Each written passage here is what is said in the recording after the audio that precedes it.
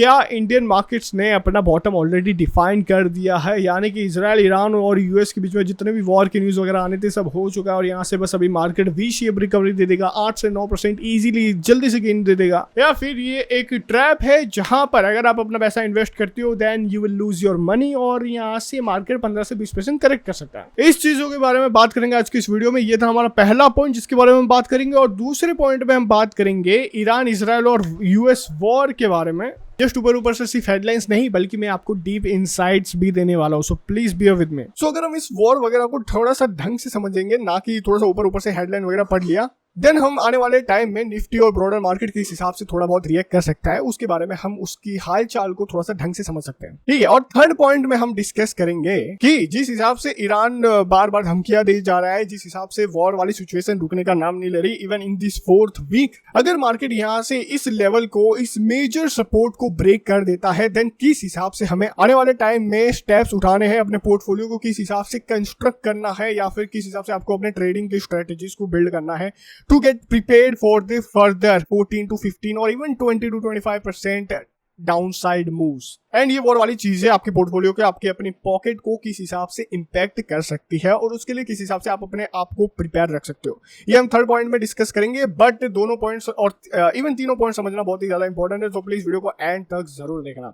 Okay, so let's start with our first point. क्या market ने यहाँ पर बॉटम क्रिएट कर दिया है, and as you guys already know, गुरुवार के दिन मार्केट ने यहाँ पर एक तो एक्सपायरी की वजह से 400 पॉइंट्स का उछाल हमें देखने को मिला था, एंड इवन पूरे ब्रॉडर मार्केट में काफी अच्छा मूड था गुरुवार के दिन, ठीक है। So expiry was the first point, and ये अपमूव का एक रीजन था सीज फायर, जिसके बारे में बात चल रही थी ईरान और यूएस के बीच में। लेकिन जैसा कि हमें पता है ईरान ने वो चीज ऑलरेडी रिजेक्ट कर दी कि ऐसा कोई बातचीत वगैरह नहीं चल रही है, ठीक है। सो वी कैन एक्सपेक्ट यहाँ पर थोड़ा सा मार्केट फिर से डाउन जा सकता है। आज I am recording this video on the 26th March of 2026। सो कल को 27 मार्च को मार्केट में भी थोड़ा सा गैप डाउन होकर खुले। समझने की कोशिश करते हैं कि ये वॉर वाली सिचुएशन कैसे लंबी जा सकती है और हमें मार्केट में आने वाले टाइम में किस हिसाब से हलचल देखने को मिल सकती है। उसके बाद ही हम ढंग के कंक्लूजन पर निकल सकते हैं कि whether the market actually created bottom at this level या फिर ये एक ट्रैप है। तो पहले तो आप इस न्यूज को देख लो, 20th मार्च की न्यूज है, 6 दिन पहले की बात है ये। Trump administration doubles US ground troops heading to Persian Gulf. Okay, so इसका मतलब क्या बनता है कि अब यूएस जो है ग्राउंड में भी अपने ट्रूप्स को भेज रहा है, और एंड बात ऐसी निकल के आई है कि ट्रम्प कुवैत की तरफ से ईरान में अपने जो है ट्रूप्स भेजने वाला है, एंड इस वॉर वाली सिचुएशन को और भी ज्यादा एस्केलेट करने की पूरी कोशिश यहाँ पर चल रही है, ठीक है। एक हिसाब से एक साइड से तो ठीक है, तो एक साइड से तो ये बात चली कि यूएस ने जो है ग्राउंड ट्रूप्स भी भेज दिए हैं और वहां पर भी प्रोसेस शुरू हो चुकी है।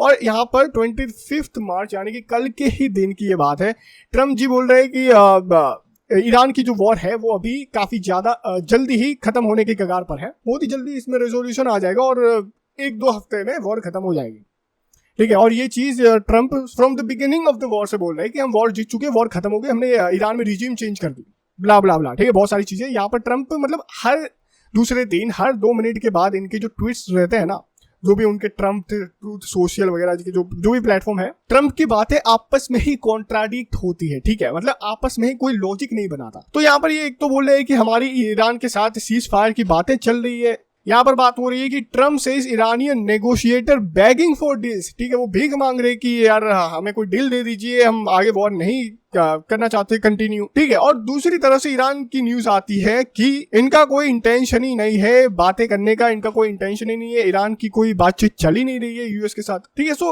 अगर देखा जाए तो ये सारी चीजें आखिर क्यों चल रही है, क्यों ऐसी उटपटांग बातें हो रही है। एक दिन ट्रम्प बोलता है कि हम सीज फायर कर देंगे, बहुत जल्दी वॉर खत्म हो जाएगी, दूसरे दिन उठकर 48 घंटे की टाइम लिमिट लगा देता है कि अगर 48 घंटे में स्ट्रेट ऑफ हॉर्मुज नहीं खोला देन आपकी जो पावर प्लांट है उनको हम धाराशायी कर देंगे।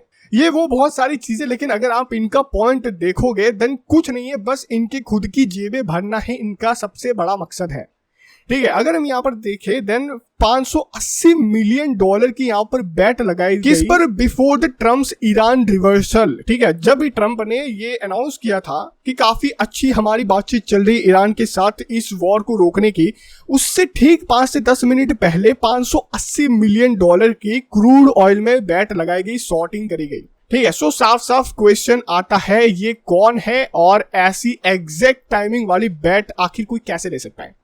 ऑब्वियसली कोई नहीं ले सकता, ठीक है। ये सभी उनके इंटरनल लोग हैं, ये अपने जस्ट जेबें भरने की बात है और उसी की वजह से ये सारी चीजें हो रही है। एंड बीच में as you guys already know, अगर आपको नहीं पता तो मैं आपको बता दूं, जब वो टैरिफ वगैरह का हल्ला चल रहा था तब भी ट्रम्प की कुछ इसी हिसाब से हरकतें वगैरह चल रही थी। खुद के ही टैरिफ अनाउंसमेंट से पहले ही ट्रम्प साहब बोल दे रहे कि ये बहुत अच्छा टाइम है, डाउ जोन्स जो कि यूएस का इंडेक्स है उसको बाय करने की बात कर रहे हैं ऐसे खुलेआम, ठीक है। और उसके बाद एक अच्छी सी न्यूज दे देते और फटाक से यूएस मार्केट अप मूव कर जाता है, ठीक है। सो यहाँ पर साफ साफ मार्केट मैनिपुलेशन एक बहुत बड़े लेवल पे हो रही है, बहुत दबा के यहाँ पर पैसे छापे जा रहे हैं, ठीक है। वॉर ये सब बस पब्लिक को उलझाने की बात है, इन सब के पीछे यहाँ पर काफी मोटी रकम छापी जा रही है for sure. Okay, so net अगर हम बात करें देन कि क्या ये एक बॉटम यहाँ पर ऑलरेडी डिफाइन हो चुका है, क्रिएट हो चुका है और इसके बाद से यहाँ पर मार्केट वापस से अपसाइड मूव देना शुरू कर देगा, देन माय शॉर्ट आंसर जितना मेरे हिसाब से लग रहा है इज एब्सोल्युटली नॉट, ठीक है। हो सकता है मार्केट यहाँ पर थोड़ा सा साइडवेज चला जाएगा, बट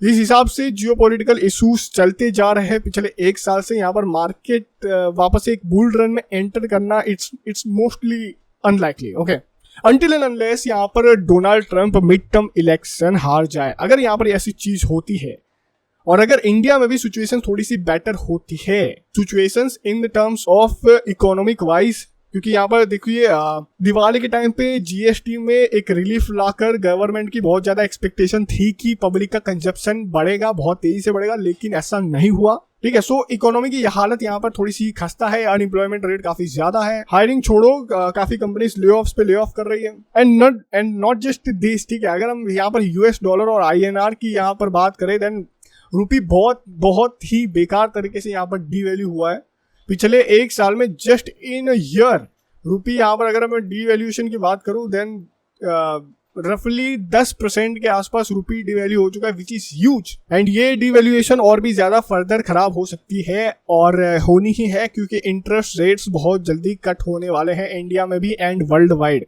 इंटरेस्ट रेट्स अगर कम होते हैं देन रूपी और भी ज्यादा डिवैल्यू करके हमें बहुत जल्दी 98 के लेवल्स देखने को मिल सकते हैं। ओके, सो देखा जाए तो अच्छी चीजें कम हो रही है, खराब चीजें ज्यादा हो रही है। So after researching all of this हमें ये एक बॉटम तो बिल्कुल भी नजर नहीं आना चाहिए। ऑफ कोर्स यहाँ पर मार्केट यहाँ से अगर नीचे जाना शुरू कर दे देन 15 to 20% का इजी हमें करेक्शन देखने को मिल सकता है। एंड अगर ये सिचुएशन ऑकर हो जाती है, अगर वॉर ऐसे ही एस्केलेट करते रहती है एंड जैसे कि आपको पता है न्यूक्लियर वगैरह की भी बात चले which is even worse, then हमें क्या करना है वो हम बात करते हैं हमारे थर्ड पॉइंट में। So let's discuss our third point.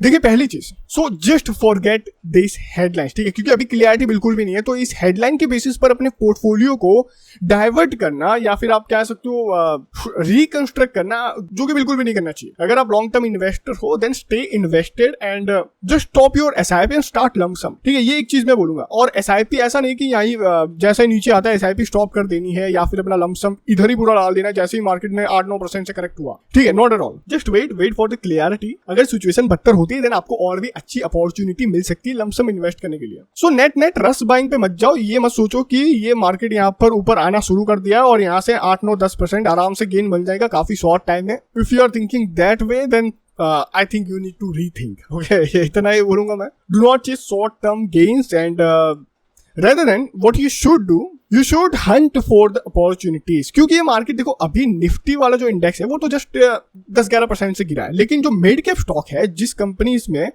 अगर मैं कहूँ अर्निंग्स की इतनी कुछ खास हलचल नहीं हो लेकिन न्यूज की वजह से उन कंपनीज के स्टॉक्स काफी ज्यादा गिर चुके हैं, then those are the actual opportunities, ठीक है। और एंड ऑफ कोर्स हमें वहां पर भी fundamentals and the companies growth, future growth outlook हमेशा देखने चाहिए एंड उस पर भी डेडिकेटेड वीडियोस जल्दी आने वाले हैं। So yes, that is what I want to share with you guys in today's video and please channel को सब्सक्राइब भी कर देना। आने वाले टाइम में मैं ऐसे ही insightful and mind boggling interesting ideas आपके साथ शेयर करूंगा, so please subscribe the channel. See you all in the next video. Thank you so much for watching. Bye bye.